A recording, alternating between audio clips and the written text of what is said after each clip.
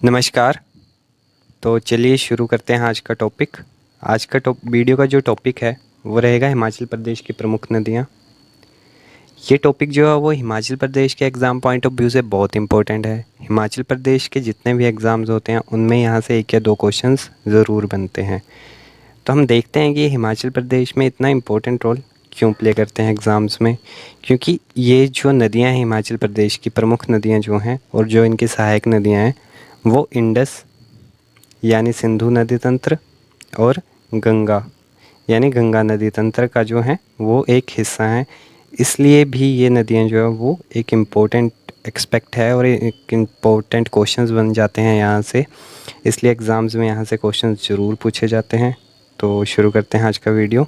सबसे पहले तो हम देखते हैं कि हिमाचल प्रदेश में कितनी नदियाँ हैं। तो हिमाचल प्रदेश में 5 प्रमुख नदियाँ हैं, जिनमें कि सतलुज, ब्यास, रावी, चेनाब और यमुना है। और इनकी लंबाई जो है हिमाचल प्रदेश में, तो सतलुज की जो लंबाई है हिमाचल प्रदेश में वो 320 किलोमीटर है। ब्यास की लंबाई जो है वो 256 किलोमीटर है। रावी की 158 किलोमीटर, चेनाब की 122 किलोमीटर और यमुना की 22 किलोमीटर लंबाई है हिमाचल प्रदेश में। लंबाई देख के आपको इतना सा अंदाज़ा तो हो ही गया होगा कि सबसे लंबी नदी कौन सी है और सबसे छोटी नदी कौन सी है। तो सबसे लंबी नदी जो है हिमाचल प्रदेश की वो सतलुज है और सबसे छोटी नदी जो है वो यमुना है। एग्ज़ाम में एक क्वेश्चन काफ़ी बार पूछा जाता है कि हिमाचल प्रदेश की जल घनत्व के हिसाब से सबसे बड़ी नदी कौन सी है। तो उसका आंसर होगा चेनाब। चेनाब का जल घनत्व जो है वो सबसे ज़्यादा है हिमाचल की नदियों में, यानी कि वाटर डेंसिटी सबसे ज़्यादा है चेनाब की। चलिए आगे देखते हैं। इनके वैदिक और सांस्कृतिक नाम एग्ज़ाम पॉइंट ऑफ व्यू से बहुत इम्पोर्टेंट है।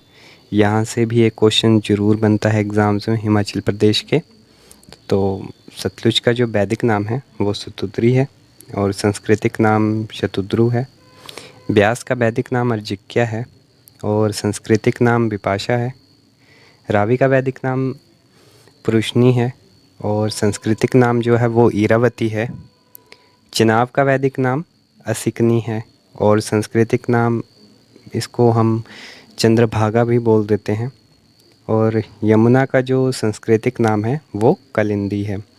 यमुना का वेदों में उल्लेख नहीं है और ये क्वेश्चन आता है एग्ज़ाम में कि कौन सी नदी का वेदों में उल्लेख नहीं है, तो उसका सही आंसर रहेगा यमुना। और देखते हैं, अब इनको याद करने की एक छोटी सी ट्रिक बता देता हूँ मैं आपको।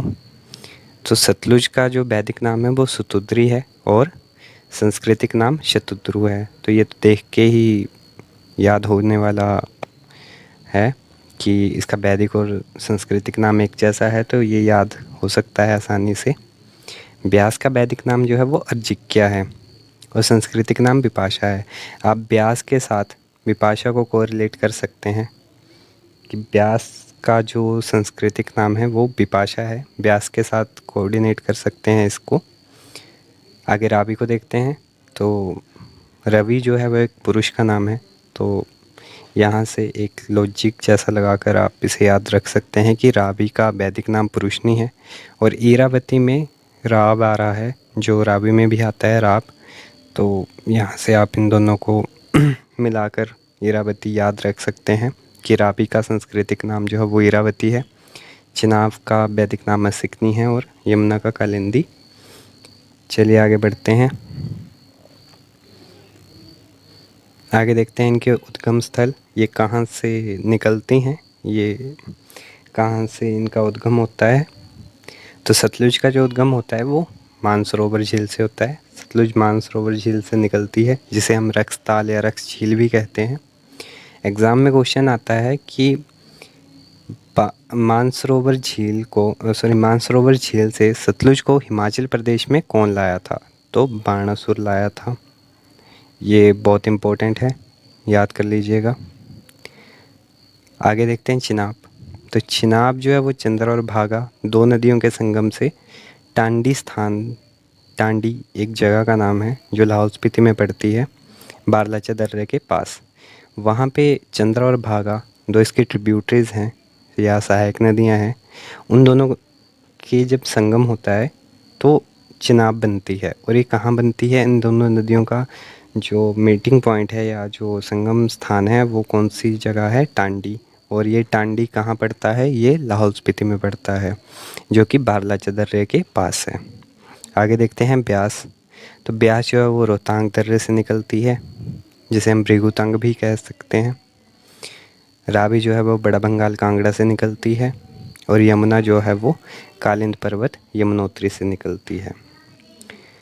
एक और बात, ये जो ऊपर वाली 4 नदियां हैं ये इंडस रिवर सिस्टम का हिस्सा हैं, यानी कि सिंधु नदी तंत्र का हिस्सा हैं। और ये यमुनोत्री जो है ये गंगा रिवर सिस्टम का हिस्सा है, यानी कि गंगा नदी तंत्र का हिस्सा है। तो याद कर लीजिएगा कि सतलुज, चिनाब, ब्यास और रावी इंडस रिवर सिस्टम,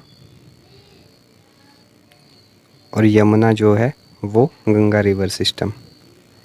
यदि आप सिर्फ यमुना का ही याद कर लें कि यमुना गंगा रिवर सिस्टम से है और बाकी के जो 4 हैं वो इंडस रिवर सिस्टम से हैं, तो आपको याद करने में थोड़ी आसानी रहेगी। आगे देखते हैं इनके प्रवेश स्थान। तो रावी जो है, रावी नदी जो है वो चंबा के खैरी स्थान से निकलकर, हिमाचल प्रदेश से निकलकर जम्मू कश्मीर में प्रवेश करती है। यानी रावी नदी जो है वो चंबा से निकलकर जम्मू कश्मीर में एंटर कर जाती है। तो जम्मू कश्मीर में वो कहाँ से एंटर करती है? उस जगह का नाम है खैरी। एग्ज़ाम में पूछा जा सकता है, पूछा भी गया है। और आगे देखते हैं यमुना। यमुना जो है वो खोदरी माजरी से हिमाचल प्रदेश में प्रवेश करती है। यानी कि यमुना खोदरी माजरी एक जगह का नाम है, वहाँ से हिमाचल प्रदेश में प्रवेश करती है और ताजेवाला से हिमाचल प्रदेश से निकलकर हरियाणा में चली जाती है। कहाँ से निकलती है वो? हिमाचल से ताजेवाला एक जगह है, वहाँ से निकलती है और कहाँ चली जाती है? हरियाणा में चली जाती है। आगे देखते हैं सतलुज। तो सतलुज जो है वो शिपकी दर्रा जो किन्नौर में है, वहाँ से हिमाचल प्रदेश में प्रवेश करती है और भाखड़ा गांव से पंजाब में प्रवेश करती है।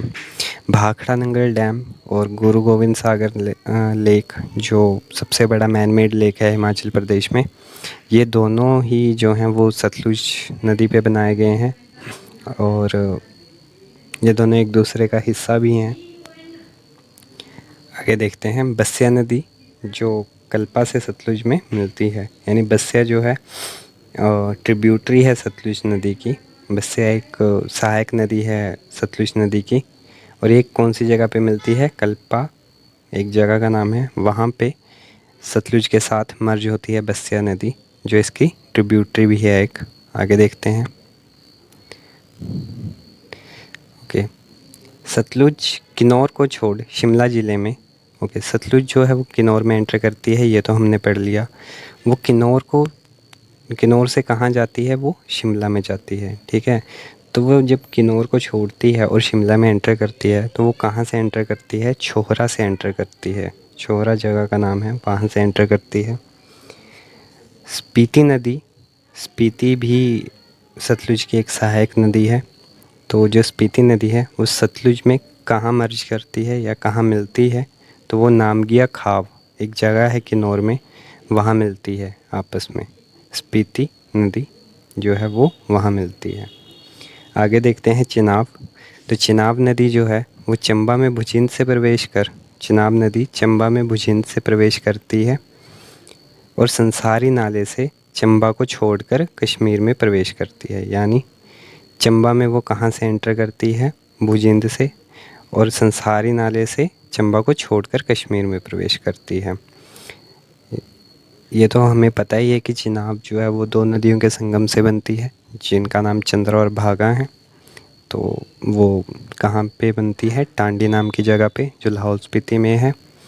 और ये चंबा में कहाँ से प्रवेश करती है? वो भुजिंद से करती है और संसारी नाले से चंबा को छोड़कर कश्मीर में चली जाती है, ठीक है।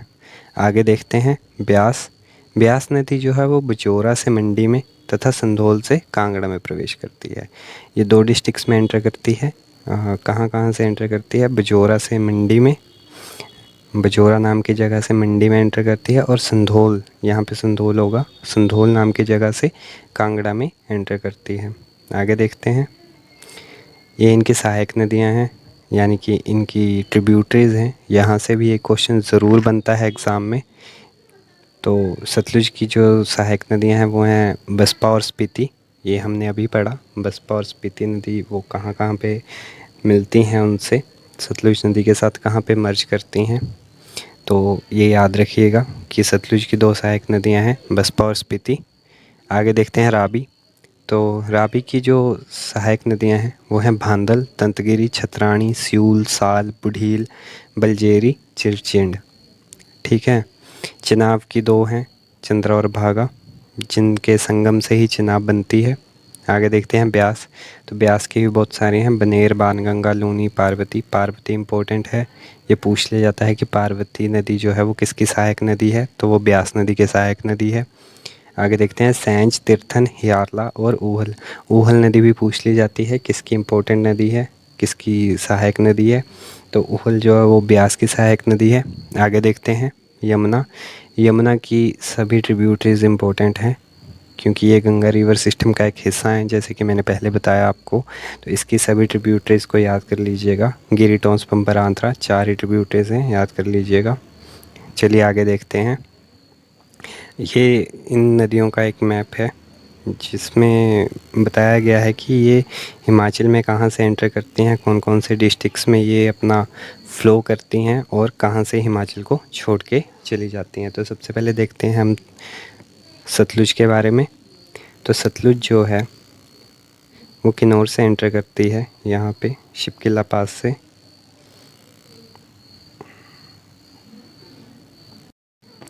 सतलुज जो है वो शिपकिला पास से एंटर करती है, यहाँ से किन्नौर में। उसके बाद वो शिमला से होती हुई थोड़ा सा मंडी में जाकर, और थोड़ा सा सोलन से, वो बिलासपुर से होती हुई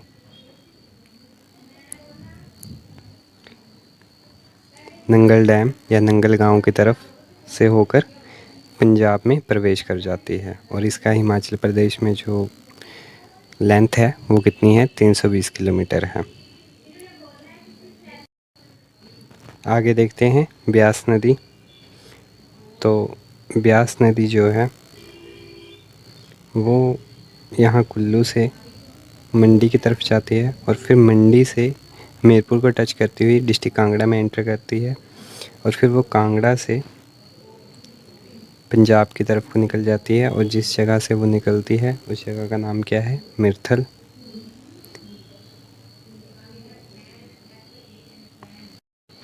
अब रावी नदी को देखते हैं। तो रावी नदी जो है वो बड़ा बंगाल से यहाँ से निकलकर चंबा से होकर जम्मू कश्मीर में प्रवेश करती है। अब चिनाब नदी के बारे में थोड़ा सा देखते हैं। तो चिनाब नदी जो है वो चिनाब नदी जो है वो 2 नदियों के संगम से बनती है। तो वो 2 नदियाँ जो संगम करती हैं वो करती हैं यहाँ पे टांडी में। तो यहाँ पे वो 2 नदियाँ मर्ज होती हैं आपस में, चंद्रा और भागा। और यहाँ से वो लाहौल स्पीति से बहती हुई थोड़ी सी चंबा में जाके संसारी नाला से जम्मू कश्मीर की तरफ को निकल जाती है। इसके बाद हम देखते हैं यमुना। तो यमुना नदी जो है वो यमुनोत्री से निकलती है, और यहाँ से वो निकलती है और हिमाचल में सिरमौर में एंटर करती है, और यहीं से वो हरियाणा की तरफ को निकल जाती है। यानी कि ये सबसे छोटी नदी है, ये सिर्फ एक ही डिस्ट्रिक्ट में ट्रैवल करती है, सिरमौर डिस्ट्रिक्ट में। तो इसी के साथ हमारा वीडियो जो है वो ख़त्म हुआ, और आई होप आपको ये वीडियो अच्छा लगा होगा। अगर वीडियो अच्छा लगा होगा तो लाइक, शेयर एंड सब्सक्राइब करिए। और इस वीडियो का जो PDF है वो आपको हमारे टेलीग्राम चैनल पे मिल जाएगा। टेलीग्राम चैनल का लिंक जो है वो डिस्क्रिप्शन में डाल दिया गया है। Thank you.